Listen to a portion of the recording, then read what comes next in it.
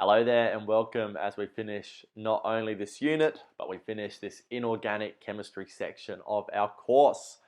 Concluding with our nitrogen and sulfur unit, where we're going to look in this lesson at sulfur in particularly. To understand the properties of sulfur and in particular describe its role in the formation of acid rain. Sulfur, an important element. Atomic number 16, 16 protons, 16 electrons in a neutral sulfur atom. Why is it so important? It is the 10th most abundant element in the universe, being the 5th most abundant on Earth.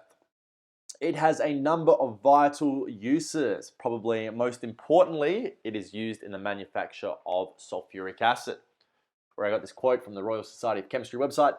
Perhaps the most important chemical manufactured by Western civilizations is this sulfuric acid. So if that doesn't put into context the importance of sulfuric acid, I'm not really sure what would. Sulfur is used in the production of rubber, fungicide, gunpowder, and we also have compounds of sulfur being very useful. Sulfur dioxide used as a bleach in the manufacture of wood pulp for paper and as a food preservative. Right, so it's commonly found as this allotrope. Allotrope meaning different forms of the same element. For example, we often talk about carbon allotropes, where you've got diamond being one allotrope, graphite being another allotrope. They're all both carbon, they're just carbon atoms, they're just arranged differently. Same thing for sulfur. The most common allotrope is S8, which is this cyclic 8-membered ring structure, which would look something like this. Well, let's consider the electrons in sulfur first of all. Sulfur, atomic number 16, we're going to have 1s2, 2s2, 2p6, 3s2, 3p4.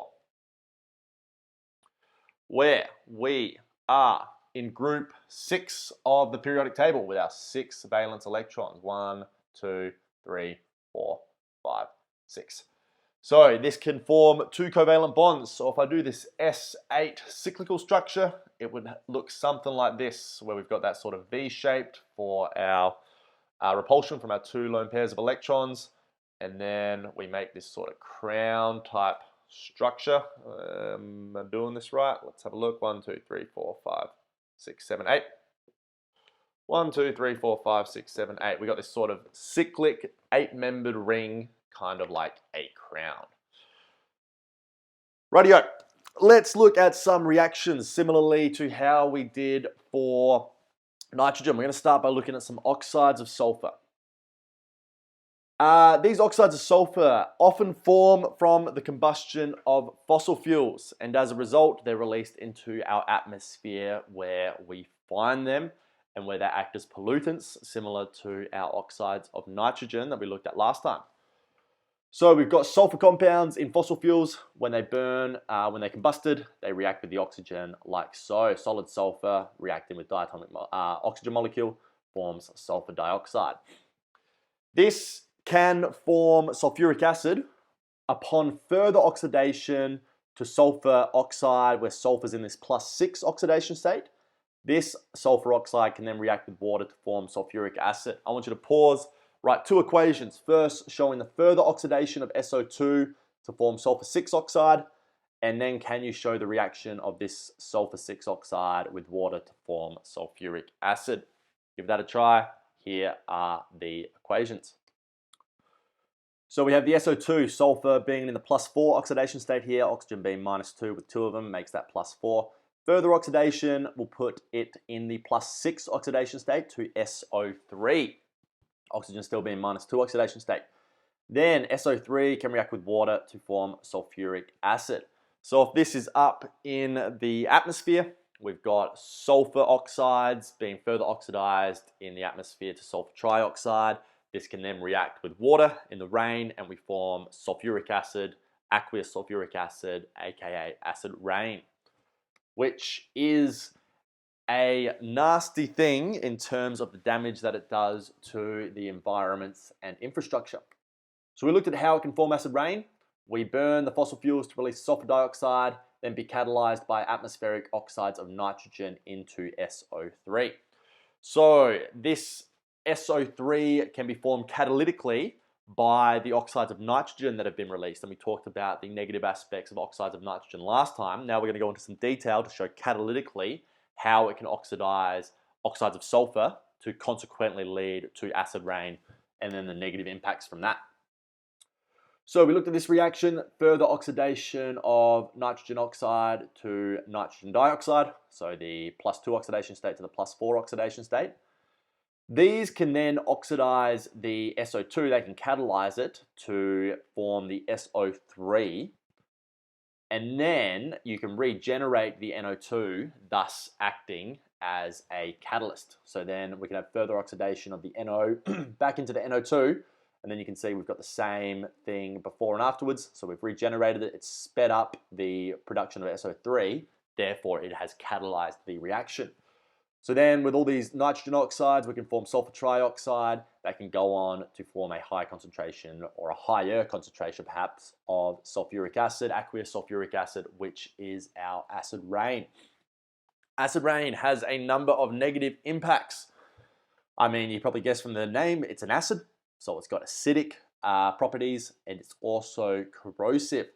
So this is bad for ecosystems, in particular plants and aquatic life. Trees are especially susceptible to the acidic, corrosive sulfuric acid. Being an acid, it's going to change the pH of certain habitats. For example, if it gets into a water source, then the aqueous sulfuric acid, being an acid, is going to lower the pH of that ecosystem. The life in that ecosystem has evolved for a certain pH. Messing up that pH is going to have bad effects on the ecosystem. So this could affect the food chain, and then the marine life might not be able to survive at a lower pH consequently. These could also be drinking water sources, and we don't want to have acidic water sources. And we can also leach nutrients from the soil. We have an acid, we can have acid-base reactions that could have bad impacts on the soil when it gets into it.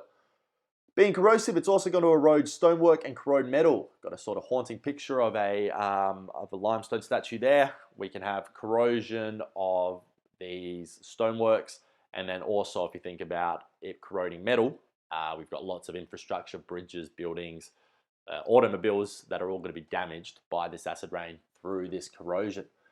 So it's not a particularly nice thing. However, these can be reduced by either lowering or completely removing the sulfur content in the fossil fuels before burning, because remember the first step in all of this was the burning of the sulfur compounds to form that sulfur dioxide that is then catalytically converted into sulfur trioxide, catalytically oxidized into sulfur trioxide to make the sulfuric acid. So by removing or lowering the sulfur content, we have less sulfuric acid, acid rain. And then we can also remove SO2 from the waste gases. If you can't get rid of it if you can't get rid of the sulfur before burning it, if you get rid of the sulfur dioxide after burning it, then that will help prevent that as well. But we said right at the beginning of the lesson that sulfuric acid is an incredibly important chemical. So if we're manufacturing it with intent and we're doing it safely and we're applying it to certain industries, it is incredibly useful. One of the most important chemicals that we manufacture. It's manufactured via this thing called the contact process, which isn't named after a person, but rather it was first patented by a British vinegar merchant, which is quite interesting, I think. So it uses sulfur mined from the ground, oxygen from the atmosphere, and water that we can get from water sources. And it can be summarized as this 3-step process. Very similar to what we saw in the formation of the acid rain. We're just doing it in a sort of industrial manufactured context. So the first is the formation of sulfur dioxide by combustion of sulfur with oxygen. We then want to further oxidize the sulfur dioxide to the sulfur trioxide with the oxygen from the air. And we can do this under these conditions: high temperature, a pretty much sea level atmosphere, and a vanadium oxide catalyst. Then once we've got the sulfur trioxide, that can be used to manufacture sulfuric acid that we can summarize as just putting it with water, but there's a couple of steps here that we'll look at in just a second as well. Similarly to what we did for the manufacture of ammonia, let's consider both the effects of yield and the effects of rates, kinetics, on our contact process, because we've got to consider those sort of balancing acts between how quickly you can make the products but also how much you can convert, how much you can push that equilibrium to the product side. So let's consider that for the contact process. Step 2 is exothermic, but we use a high temperature. So normally, a high temperature would favor the backwards reaction if the forward reaction is exothermic, because the backward reaction is endothermic. Therefore, increasing the temperature is going to favor the endothermic direction. However, it's the same thing that we saw with the Haber process, where we're actually using the high temperature to increase the rate of reaction, because, like I said, if you have 100% yield, but if it takes a very long time to achieve that, it's not the most useful thing, especially in an industrial context. Now, we also see low pressures, but if we look at this step 2, which is happening here, we would expect that a higher pressure would push the equilibrium towards the right more so.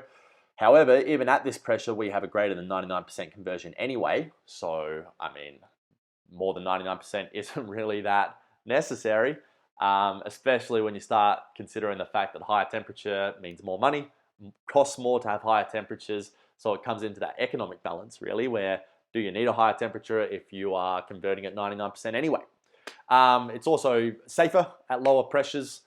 So safer and cheaper means it can just be done at this 1 atmosphere. Vanadium catalyst increases the rate of reaction, no effect on the yield. Now, I've summarized this step 3 here as just reacting with water, but this is a bit of an oversimplification, because this is an incredibly exothermic reaction. So if you're doing this in large bulk, it's too dangerous to do that directly, because you're just releasing too much energy and there's too much risk associated with that. So what happens is it's usually converted to something called oleum first by reacting it with sulfuric acid. So getting the sulfur trioxide, reacting it with sulfuric acid that is already there. That forms this oleum liquid intermediate. And then by reacting the oleum with water, you form the sulfuric acid. This is still very exothermic. However, it's safer than the alternative, which is going from the sulfur trioxide to the water directly. So much safer than doing it directly, so we do it via these intermediates. And with that, we've finished both nitrogen and sulfur topic and also inorganic in general. What have we done? We've described the formation of atmospheric sulfur dioxide from the combustion of sulfur-contaminated fossil fuels. We stated the role of sulfur dioxide in the formation of acid rain and described the main environmental consequence of acid rain. As always, these are the tasks to do. Pause, consolidate your understandings now. Thanks for your time as always. Next time we will be beginning the organic chemistry portion of the course. So I look forward to getting into that with you then. Have a good one. See you soon.